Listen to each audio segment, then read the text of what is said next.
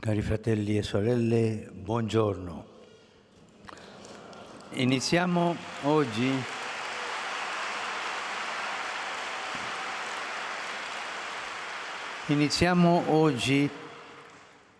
un nuovo ciclo di catechesi. Abbiamo finito le catechesi sulla vecchiaia, adesso iniziamo un nuovo ciclo sul tema del discernimento. Discernere è un atto importante che riguarda tutti, perché le scelte sono parte essenziale della vita.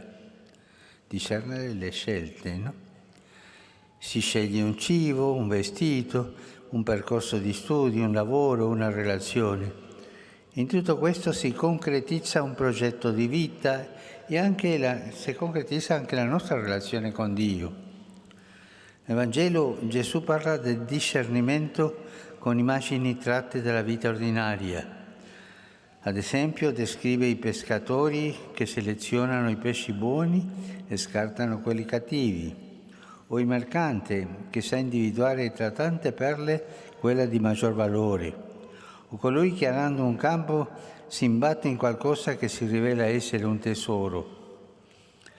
Alla luce di questi esempi, il discernimento si presenta come un esercizio dell'intelligenza, anche di perizia e anche di volontà, per cogliere il momento favorevole. Queste sono le condizioni per operare una buona scelta. Ci vuole intelligenza, perizia e anche volontà di fare la buona scelta.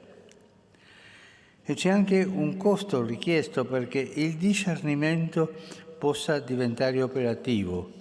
Per svolgere al meglio il proprio mestiere, il pescatore mette in conto la fatica, le lunghe notti trascorse in mare e poi il fatto di scartare parte del pescato accettando una perdita del profitto per il bene di coloro a cui va destinato.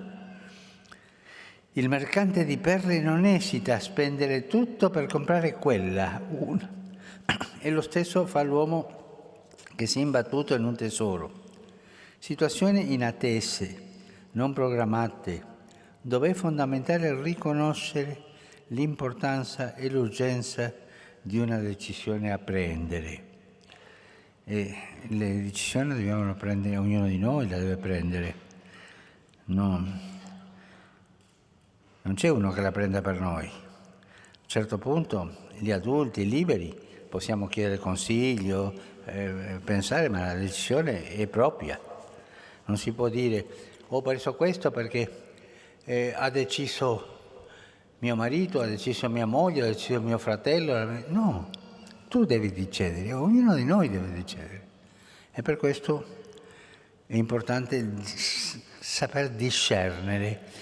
Per decidere bene è necessario saper discernere. Il Vangelo suggerisce un altro aspetto importante del discernimento. Esso coinvolge gli affetti. Chi ha trovato il tesoro non avverte la difficoltà di vendere tutto. Tanto grande è la sua gioia. Il termine impegnato dall'Evangelista Matteo indica una gioia del tutto speciale che nessuna realtà umana può dare. E difatti ritorna in pochissimi altri passi del Vangelo che rimandano tutti all'incontro con Dio. È la gioia dei magi quando dopo un lungo faticoso viaggio rivedono la stella. La gioia. È la gioia delle donne che tornano dal sepolcro vuoto dopo aver ascoltato l'annuncio della resurrezione da parte dell'angelo. È la gioia di chi ha trovato il Signore. Prendere una bella decisione, una decisione giusta, ti porta sempre a quella gioia finale. Forse nel cammino si deve soffrire un po' l'incertezza, pensare, cercare, ma alla fine la decisione giusta ti pianifica di gioia. Nel giudizio finale Dio opererà un discernimento, il grande discernimento nei nostri confronti. Le immagini del contadino, del pescatore, del mercante sono esempi di ciò che accade nel regno dei cieli, un regno che si manifesta nelle azioni ordinarie della vita che richiedono di prendere posizione. Per questo è così importante saper discernere E le grandi scelte possono nascere da circostanze a prima vista secondarie, ma che si rivelano decisive. Per esempio, pensiamo al primo incontro di Andrea e Giovanni con Gesù, un incontro che nasce da una semplice domanda: Rabbi, dove abiti? Venite e vedrete, dice Gesù. Uno scambio brevissimo, ma è l'inizio di un cambiamento che passo a passo segnerà tutta la vita. A distanza di anni l'Evangelista continuerà a ricordare quell'incontro che lo ha cambiato per sempre. Ricorderà anche l'ora, erano circa le 4 del pomeriggio, e l'ora in cui il tempo e l'Eterno si sono incontrati nella sua vita. E in una decisione buona, giusta, si incontra la volontà di Dio con la nostra volontà, si incontra il cammino attuale con l'Eterno. Prendere una giusta decisione dopo una strada di discernimento e fare questo incontro, il tempo con l'Eterno.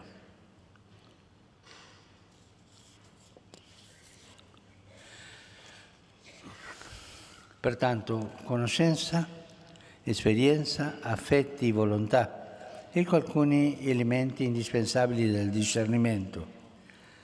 Nel corso di queste catechesi ne vedremo altri altrettanto importanti. Il discernimento, come diceva, conforta una fatica. Secondo la Bibbia, noi non ci troviamo davanti già impacchettata la vita che dobbiamo vivere. No, dobbiamo deciderla continuamente, secondo le realtà che vengono. Dio ci invita a valutare e a scegliere. Ci ha creato liberi e vuole che esercitiamo la nostra libertà. Per questo discernere è impegnativo.